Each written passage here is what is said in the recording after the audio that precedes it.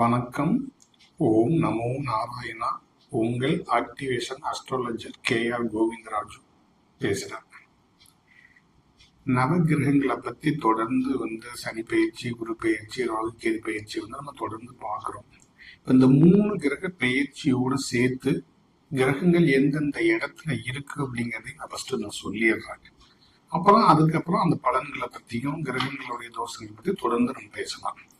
இப்ப 14/4/2026 டு 13/4/2027 வரை சனி பயிற்சி. அடுத்தது குரு பயிற்சி 2/6/2026 உச்ச குரு பயிற்சி ஆயிருக்காரு. அடுத்தது ராகு கேது பயிற்சி டிசம்பர் 5 டு 2028 வரையிலும். இப்ப இந்த கிரகங்கள் பயிற்சி 3 கிரகங்கள் பயிற்சி ஆயிருக்கு இந்த ஒரே வருஷத்துல. இந்த கிரக பயிற்சினால மாற்றம் வருமா அப்படிங்கிறது எல்லாத்துக்கும் ஒரு சந்தோஷம், ஒரு ஹாப்பினஸ் எல்லாம் வரும். அப்ப அந்த கடக ராசிக்காரங்களுக்கு எப்படி இந்த பயிற்சினால ஒரு நல்ல காரியங்கள் நடக்கிறது, ஒரு திருமணம் நடக்கிறது, குழந்தை கிடைக்கிறது, இந்த மாதிரி ஒரு சுப காரியங்கள்லாம் அந்த 3 கிரக பயிற்சியில நமக்கு நடக்குமா அப்படின்னு சொல்லி எதிர்பார்க்கிறாங்க. நடக்கும் தான் நம்ம சொல்லுவோம். நடக்கிறதுக்கு உண்டான வாய்ப்பு நிறைய இருக்கு. அப்ப இதுல என்ன சொல்லலாம் அப்படின்னு சொன்னா, கிரகங்கள் எங்கெங்க இருக்கு அப்படிங்கிறது பொதுவா ஒரு இது சொல்லிடுறேன் நான். இப்ப கடக ராசிக்கு சனி 9ல இருக்காரு. அப்ப உங்களுக்கு அஷ்டமத்து சனி விலகிடுச்சு. அப்ப நீ நல்ல நேரம், நல்ல காலம். அதே மாதிரி குரு ஜென்மத்திலேயே இருக்காரு. கடக ராசியிலேயே குரு இருக்கிறாரு. அதே மாதிரி ராசியில குரு ராகு 7ஆம் இடத்துல இருக்கிறாரு. அதே மாதிரி கேது ஜென்மத்திலேயே இருக்காரு. அப்ப கூட்டு கிரகங்களா இப்ப இருக்குது. இப்ப இந்த கூட்டு கிரகங்கள்ல ஒரு சில பேர்த்துக்கு அதிர்ஷ்ட வாய்ப்புகளை தேடி தரும். பொதுவாக இந்த ராசியில இருக்கிறவங்களுக்கு ஜென்ரலா இந்த அஷ்டமத்து சனி விலகுனாவே ஒரு நல்ல ஒரு யோகமான நேரம், நல்ல நேரம்னு சொல்லலாம். ஏன்னா பொதுவா 7 சனி, அர்த்தாஷ்டமத்து சனி, அஷ்டமத்து சனி இது முடியறதுக்கு ஒரு ராசியில முடியறதுக்கு 7.5 வருஷம் ஆகும். அப்ப 2 சொல்லி கிட்டத்தட்ட 7.5 வருஷம் முடிஞ்சு அஷ்டமத்து சனி லாஸ்ட் சனி கிரகத்தோட எண்டு அஷ்டமத்து சனி தான், அதுவும் முடிஞ்சிருச்சு. அப்ப ஒரு சனியோட தாக்கம் முடிஞ்சாவே நமக்கு நல்ல நேரம் அப்படிங்கிறது நம்ம எதிர்பார்க்கலாம். அப்ப அந்த கிரகங்கள் யோகம் கொடுக்கறதுக்கு மற்ற கிரகங்கள் எப்படி நமக்கு ஒரு நல்ல பலன்களை கொடுக்கும்.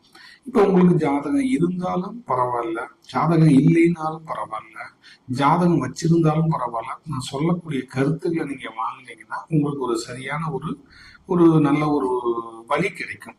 இப்ப நம்ம கிரகங்களை பத்தி சொல்லும் போது ஒவ்வொருத்தங்களும் ஒவ்வொரு கருத்துக்களை சொல்றதை காட்டிலையும் அதுக்கான ஆய்வுகளை செஞ்சு யாராருக்கு அந்த மாதிரி கிரக தடைகள் இருக்கு, அது எதனால வந்திருக்கு அப்படிங்கிறத நம்ம தொடர்ந்து நம்ம பேசுறோம். அப்ப இந்த கடகராசிக்காரங்களுக்கு சீக்கிரமா வேலை செய்யணும் அப்படிங்கிற ஒரு எண்ணம் இருக்கும். டக்குன்னு ஏன்னா இருக்கிறதுலயே ரொம்ப வேகமான கிரகம், விரைந்து வேலை செய்யக்கூடிய கிரகம் இந்த கடகராசி. இந்த ராசி பொதுவாகவே எப்படின்னு சொன்னா தாயை குறிக்கக்கூடிய கிரகம். இந்த சந்திரன்கிறது வேகமா இயங்கும். இப்ப இந்த அஷ்டமத்து சனி காலத்துல இந்த ராசியில படாத துன்பங்கள் பட்டிருப்பாங்க.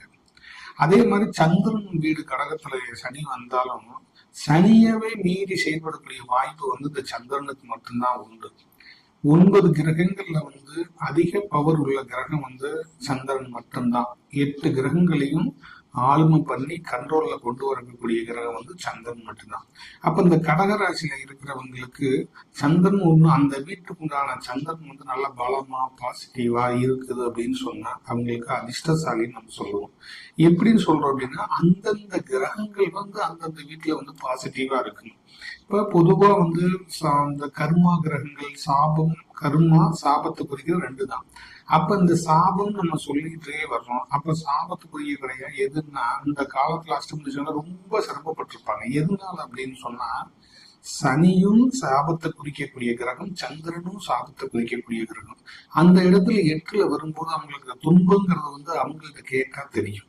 இவங்க இந்த அஷ்டமத்து சனிய காலத்தை கடந்திருப்பாங்கல்ல, கடகராசிட்ட கேட்டீங்கன்னா சனியை பத்தி என்னென்ன டீட்டெயில்ஸோ எல்லா டீட்டெயில்ஸ் சொல்லிடுவாங்க. ஐயோ நம்ம வாழ்க்கையில இனிமேல் இருக்கவே கூடாது அப்படிங்கிற சூழ்நிலையை தாண்டி இருப்பாங்க.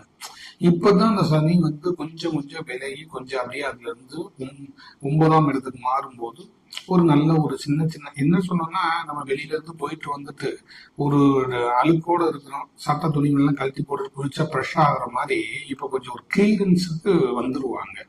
இப்ப அந்த மாதிரி ஒரு கிளீரன்ஸ் ஆன நேரத்துல ஜென்மத்திலேயே வந்து இந்த கிரகம் வந்து இருக்குது. எது குரு வந்து ஜென்மத்துல இருக்காரு, அதே மாதிரி கேதும் ஜென்மத்திலேயே இருக்கு. அப்ப இந்த கிரகங்கள் இருக்கிறதுனால இன்னமும் நமக்கு தொடர்ந்து தொடர்கதையா நமக்கு இந்த சிரமங்கள் இருக்குமா அப்படின்னீங்கன்னா, அந்த சிரமங்கள்ல இருந்து வெளியில வந்துட்டீங்க. இனி வந்து இருக்கிறது வந்து சின்ன சின்ன ஒரு இதா தான் இருக்கும். அப்ப இதுல நீங்க என்ன தெரிஞ்சுக்கணும் அப்படின்னா, நம்ம ராசி பலன்ல பார்த்து மாற்றங்கள் தெரியல அப்படிங்கும் போது இதுல ஒரு சின்ன சின்ன ஒரு மாற்றத்தை எப்படி ஏற்படுத்தணும் அப்படின்னா, இப்ப நம்ம பொதுவா ஜாதகத்தை பாக்குறோம், ராசி பலன்ல பாக்குறோம்னா, நம்மளுடைய ஜாதகத்திலையும் ராசிலையும் சரி 9 கிரகங்களுடைய கோள்களுடைய ஆக்டிவேஷன் வந்து நமக்கு பலமா இருக்கா பலவீனமா இருக்கா அப்படிங்கறத பொறுத்து பார்த்துக்கணும். அப்ப அந்த கிரகம் வந்து நல்லா பலமா இருக்குது அப்படின்னு சொன்னா நமக்கு யோக பலன் என்னைக்கா இருந்தாலும் அதிர்ஷ்டம் உண்டு. அப்ப ராசிகள்ல வந்து கிரகங்கள் மாற்றத்தை கொண்டு வந்துகிட்டே இருக்கு. அது எல்லாத்துக்குமே நல்லா தெரியும். அதுலயே பாத்தீங்கன்னா இன்னொன்னு பாத்தீங்கன்னா, இந்த ஒரு கிரகத்தை வச்சு மட்டும் இந்த சனி சூரியன் சனி குரு ராகு கேது 3 பெயர்ச்சியை வச்சு நம்ம பலன் சொல்றதுல காட்டிலையும் மற்ற கிரகங்கள் யோகம் கொடுக்கக்கூடிய கிரகங்கள் இப்ப நம்ம எனக்கு வேலை வேணுங்க, எனக்கு வேலை எப்ப கிடைக்கும் அப்படிங்கிறவங்களும் இருக்கிறாங்கல்ல. அப்ப இந்த மாத கிரகங்கள் மாறும் தெரியுங்களா? எப்படின்னா அதையும் சொல்றேன். எப்படின்னு பாத்தீங்கன்னா, சூரியன் 1 மாத பயிற்சி. அப்ப 12 ராசியில ஒவ்வொரு மாசம் அந்த கிரகம் வந்து சூரியன் மாறிக்கிட்டே இருக்கும்.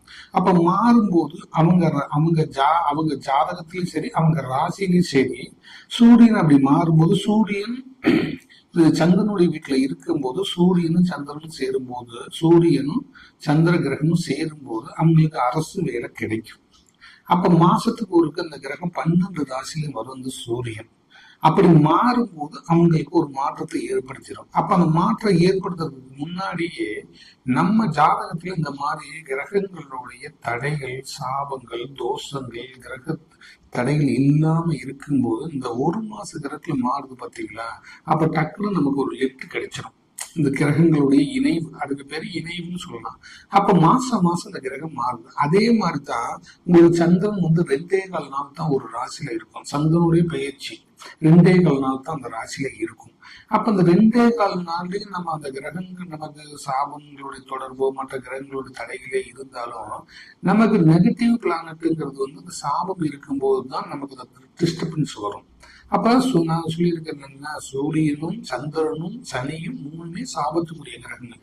அப்ப இந்த 3 நமக்கு சாபம் இல்லாம இருக்காங்கிறத நம்ம செக் பண்ணணும். அப்ப செக் பண்ணி அதை சரி பண்ணிக்கிறத பார்க்கணும்.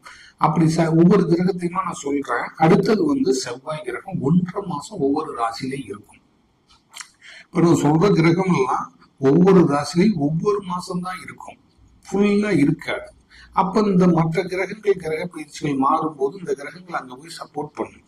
அப்ப செவ்வாய் 1.5 மாசம் ஒரு ராசியில மாறும்போது அந்த செவ்வாய் கிரகத்தோடைய நமக்கு தடை இருந்தாலும் தோஷம் இருந்தாலும் மற்ற கிரகங்களோட தடை இருந்தாலும் செவ்வாய் நமக்கு தோஷம் இல்லாம செவ்வாய் கிரகத்தோட தடை இல்லாம நமக்கு இருந்துச்சுன்னா அது வந்து நமக்கு வந்து சக்சஸ் கொடுத்துரும். இதுதான் இந்த கிரக பயிற்சியில மாற்றம் வருது. எல்லாத்துக்கும் நடக்கல அப்படின்னா இந்த தோஷங்கள் இல்லாம இருக்கிறவங்களுக்கு சாபங்கள் இல்லாம இருக்கிறவங்களுக்கு இந்த கிரக பயிற்சி முடிஞ்சவங்க மாத கிரக பயிற்சி வரும்போது டக்குன்னு அவங்களுக்கு லக்கு வந்துடும். டக்குன்னு அவங்களுக்கு அந்த வேலை கிடைச்சிட்டு ஒரு திருமணம் கிடைச்சிடும். அதே பார்த்தீங்கன்னா புதன் வந்து 1 மாசம் தான் இருக்கும். ஒவ்வொரு ராசியும் ஒரு மாசம் தான் அந்த புதன் இருக்கு. இப்ப நான் சொன்ன பாத்தீங்களா, இப்ப இந்த கிரகங்கள்லாம் ஒவ்வொரு மாசம் இருக்கக்கூடியது. அடுத்தது பார்த்தா சுக்கிரனும் 1 மாசம் தான் இருக்கும் ஒவ்வொரு ராசிலையும். அப்ப நீங்க எடுத்துக்கங்க, சூரியன் சந்திரன் செவ்வாய் புதன் சுக்கிரன் இந்த 5 கிரகம் வந்து மாச கிரகங்கள் மாறிக்கிட்டே இருக்கிறது.